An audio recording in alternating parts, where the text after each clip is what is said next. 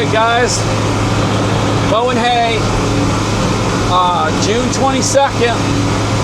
This is the last half of the last field to mow on my farm, the home farm. So I got the drone in the air. I'm not sure how good the drone's going to do, keeping an eye on us, but we're going to give it a shot. The hay right here, so I mowed hay yesterday, and I mowed hay this morning. Altogether, this will be 4 fields mowed in 2 days. The hay in this field is the best out of those 4, except for it's got some kind of weeds. I don't know what it is. Kind of look. There's a little bit of milkweed, but there's something else. Other than that, this hay is the nice. I mean, the Timothy is really nice looking, green Timothy. Pretty sure it's got 2 different species of Timothy in it. Got the longer and the shorter headed Timothy. But right here, there's some weeds there. I don't know what they are. Kind of look like, I don't know, some kind of bush actually. But anyway, if it wasn't for those, this field would be great. The stuff coming up from the bottom is really green and really nice looking actually. But it's got patches of those weeds, probably 4 or 5 patches of those weeds. The rest of the field is actually pretty nice. So, I don't know, I really wish I knew what I could spray this field with that would kill off the broadleaf weeds only. There's a little bit of milkweed right there. Because it's a real nice field. I mean, the only other way to get rid of them would be to plow and reseed it. And when it's growing as good as it is with the Timothy and everything else, reseeding it doesn't really make sense because it's a really nice field. Right here's a lot of those weeds. So I'm gonna try to find out what to spray it with. See if my neighbor can help me spray it, because it's a shame. There's a patch right there. Probably about 5 patches, 5-6 patches all together. If they were gone, this field would be real nice. A couple bales left in it from last year.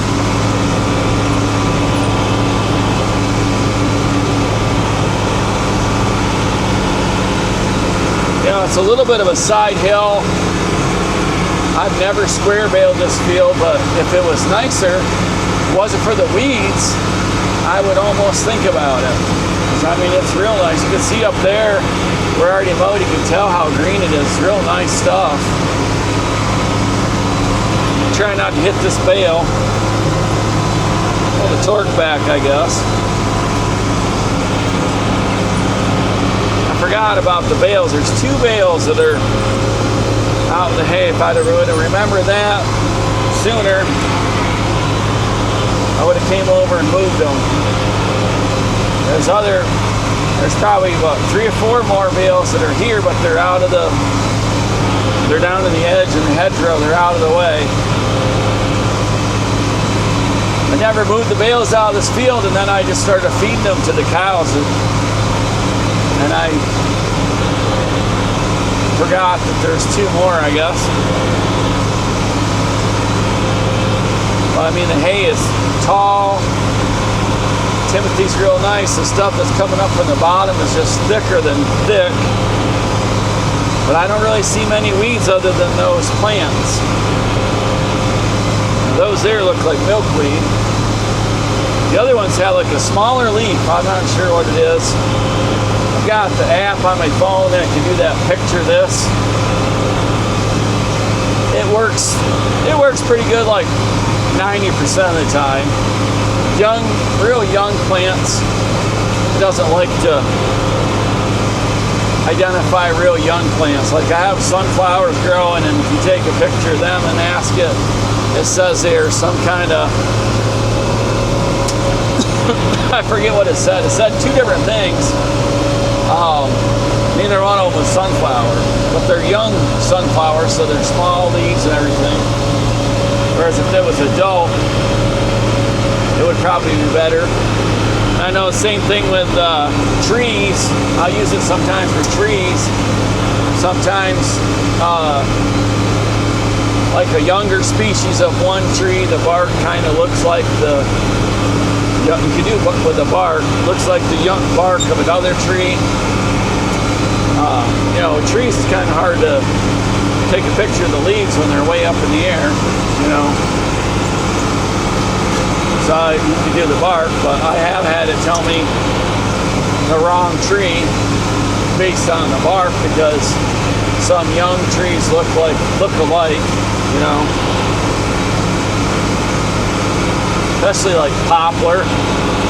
Poplar can kind of look like, it can kind of look like ash, and it can kind of look like maple, depending on where it's growing and stuff, I guess. It's weird.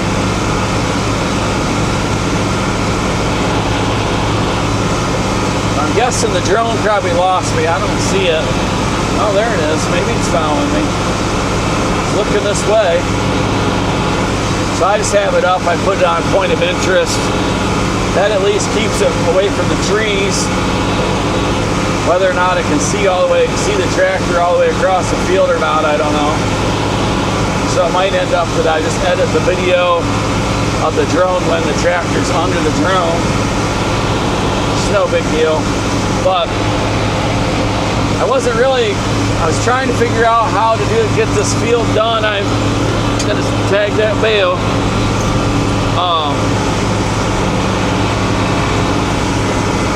So I'm supposed to have an appointment tomorrow. I'm supposed to have an MRI, cardiac MRI on my heart, and I had it scheduled for like 3 months. I had it scheduled back in April, I think. So this is July, so it'd be 3 months. So I mowed hay this morning, and I got that field done, steep field, over on the other side. And I got that done, and I thought, well, I'm gonna rake because my MRI was supposed to be 2 hours long. I have an 8 o'clock appointment, so it's an hour drive. So I wouldn't be able to be back till like 11 or 11:30. So I thought, well, I got that field mowed, so I raked everything that I mowed yesterday. And that one field I'd like to square bale. Maybe a little bit out of the other field. So I went ahead and raked it up. And it looks pretty nice, and I thought, well, it'll dry for tomorrow, and then when I get back, I'll try to line up help to unload, and if I can't get help to unload, I'll try to line them up tonight. If I don't get help lined up to unload, then I'll just go ahead and round bale. Well, I no sooner got done raking, unhooked the rake, and I was getting ready to take the tractor down to fill it up with fuel, and the phone rang, and I had a voicemail. And I thought, well, that looks like the MRI place. I bet I'll call it. It said, call them back. So, all right.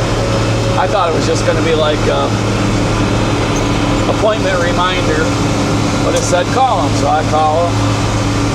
And lady says, well, the guy that, you have a cardiac MRI scheduled, cardiologist that reads it says, with your condition, you should have a different version done.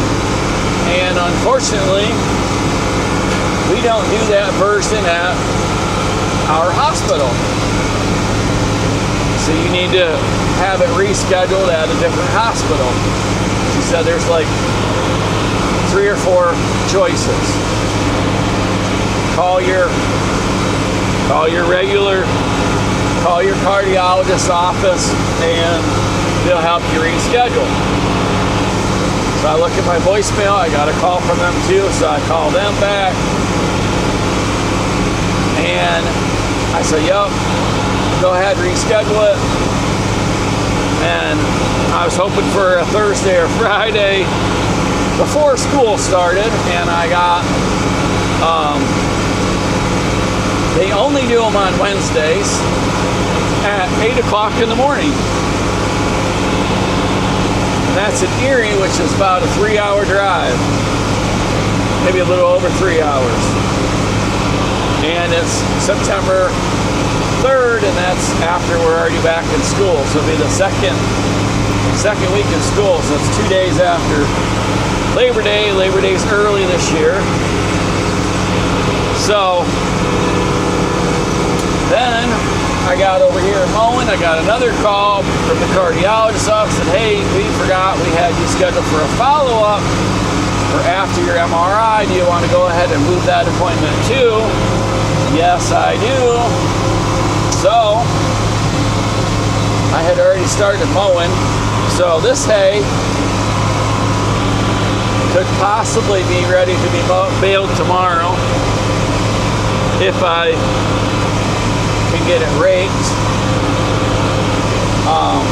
or I can bale it Thursday. Thursday, all 3 of my kids have a dentist appointment, their checkup. I scheduled all 3 of them for the same day in the summer so I could save trips.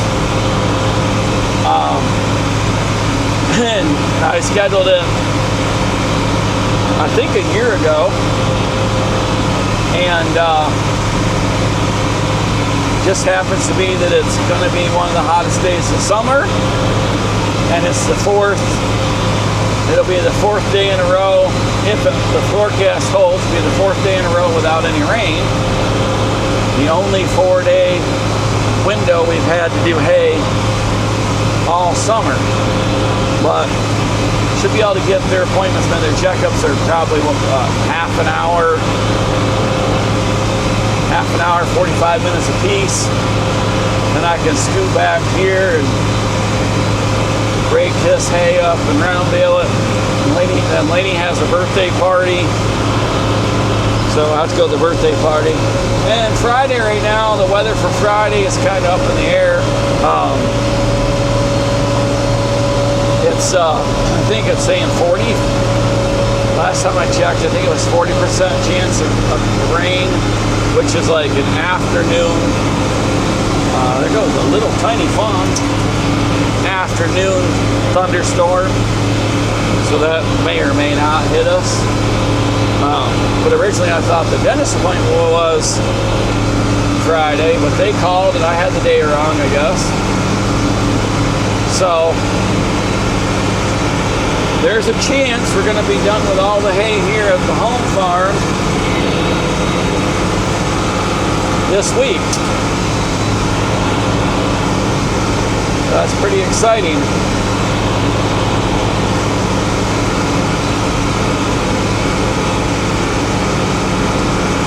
And then, like, the 7-day forecast starting Friday is like rain.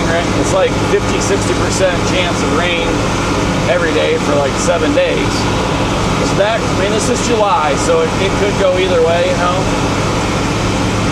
You could follow the forecast and not do anything and not mow any hay down or whatever, and then have it not rain. Or you could roll the dice and get hay down and have it get rained on 5 times. Or you could roll the dice and be able to get the hay without any problems. So you kind of have to play more of a 48-hour window than anything, you know. This late in the season, it's hot. The hay's, you know, for round bales, you can pretty much mow one day, bale the next day without much trouble at all. I don't normally do that because I know I can bale, you know, after I rake, I know I can bale twice as much in a day than I can mow in a day, you know? Or at least it takes me half as many hours, or rather, you know, roughly half as many hours to bale as it does to mow. So I usually will mow a lot in one day. And I'm more likely, on my rental properties, I'm more likely to keep mowing than I am to stop and bale than mow more. But we'll see. Hoping my neighbor helps me out with my second rental property. As it's getting late in the summer, I don't really, you know, we don't need the hay. I should be, we're over 200 bales, well over 200 bales already. Still have well over 200 bales left from last year. So I kind of like to have a few days here and there to do something with the kids.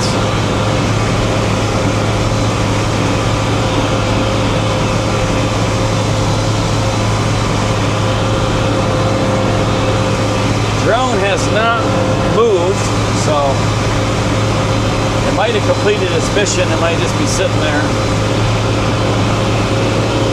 Get down around here, I'll see if I can look at the screen a little bit. So if you put it on point of interest, it kind of goes through the motions of a mission. And when it completes the mission, it will kind of, pretty sure it will just kind of sit there.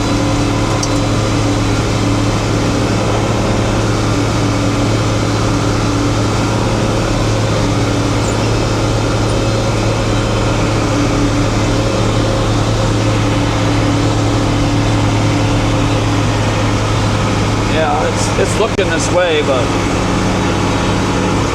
it's not looking far enough.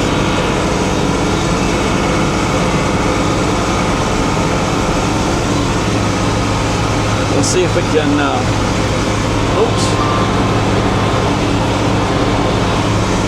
see if we can get it to come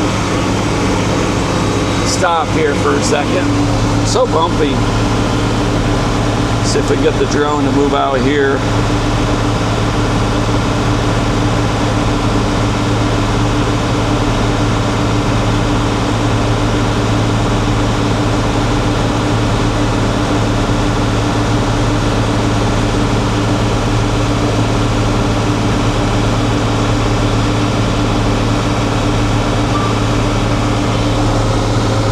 Try to reset it, try to get it closer to the middle of the field. And I moved it up a little bit higher.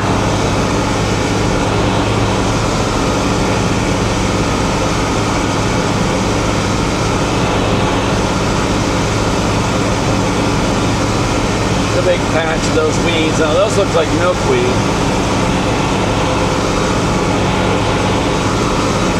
Those right there look a little bit, well, I guess those are milkweed, but the ones behind them look different. I don't know, maybe it is all milkweed. Or at least related. I was really hoping to not get stung by the bees. We've got some guys that right around the corner here brought in some honeybees. They've been bringing the honeybees in for probably about 10 years. Maybe not quite that long. Oops. Almost got the wrong lever.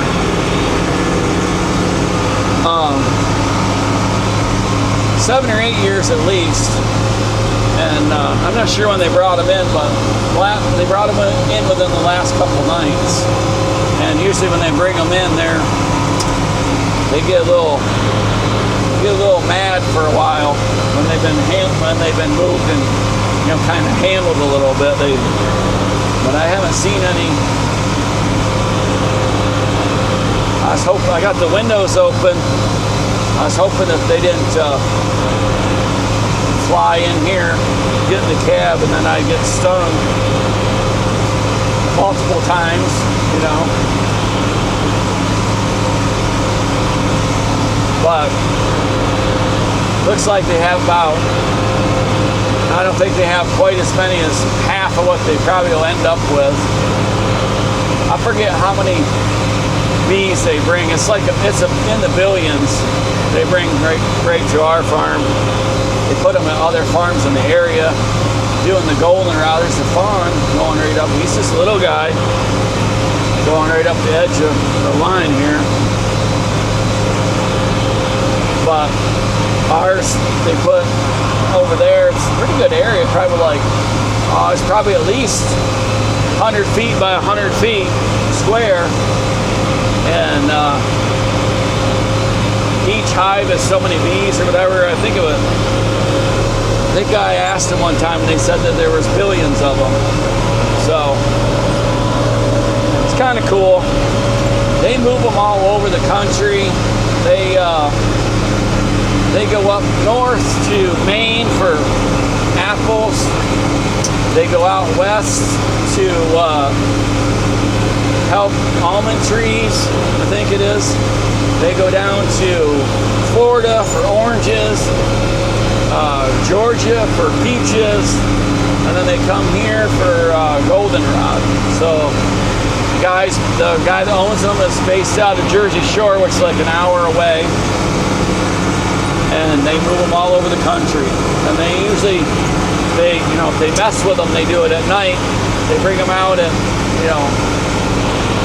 1 or 2 o'clock in the morning. And if they collect honey, they usually collect it at night too. They use a smoker and smoke them and stuff. And sometimes you'll see them here in the daytime, but not very often.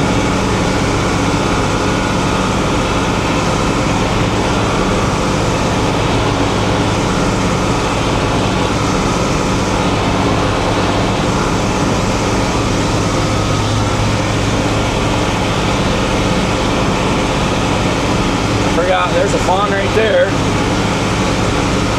Just a little guy. A lot of fawns this year. A lot of fawns. If you ask me, there's way too many deer on our farm. Way too many deer in this area. Not enough hunters. They think Sunday hunting is going to fix it. Sunday hunting is not going to fix it. Most guys that go out and hunt and kill deer, adding Sunday hunting for them is not going to make any difference. At least that's my opinion. And my other opinion on that is to leave the farmers alone, man. I don't want anybody here hunting on Sunday, especially Thanksgiving weekend. We get a break from school. We get half a day Wednesday, get Thanksgiving Day off, you get Black Friday off, you get Saturday, Sunday, and Mondays. Monday used to be the start of deer season. I look at that weekend, being a teacher and a farmer, that's my weekend to cut wood, cut wood Friday and Saturday, maybe even Sunday, or spread manure, or clean the barn, or get something done farm-wise that might take more than a day to get done. And they moved Sunday hunting, they started opening up on Saturday. So for a couple years you could hunt Saturday, but you couldn't hunt Sunday, but then you could hunt again on Monday. And last year you could hunt Sunday, so everybody that was from other areas, they come up a day early now. They come up Thanksgiving evening, I think. And they're getting ready to hunt Friday, and they hunt Saturday, Sunday, Monday. And to me, it totally ruined Thanksgiving, They should be staying home with their families Thanksgiving and coming up here Saturday, and totally ruined it. And obviously if they want more Sundays for hunting, obviously it didn't work because they didn't kill any more deer. And as a landowner, everybody wants to hunt on your property. They want to know where they can go, where they can hunt, and you tell them, and then somebody else goes where they weren't supposed to go, and they complain to you about it, and you're like, hey, I told them, they told me they weren't going there, you know? And I just get sick of it. So last few years, I haven't even bothered to go out. I just get sick of it.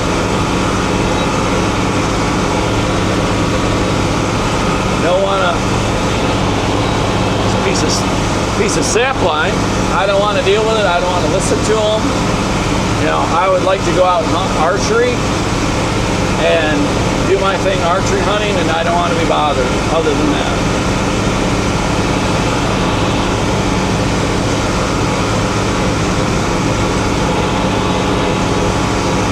Maybe this year I'll go Black Friday shopping, leave the kids with grandma, and I'll go Black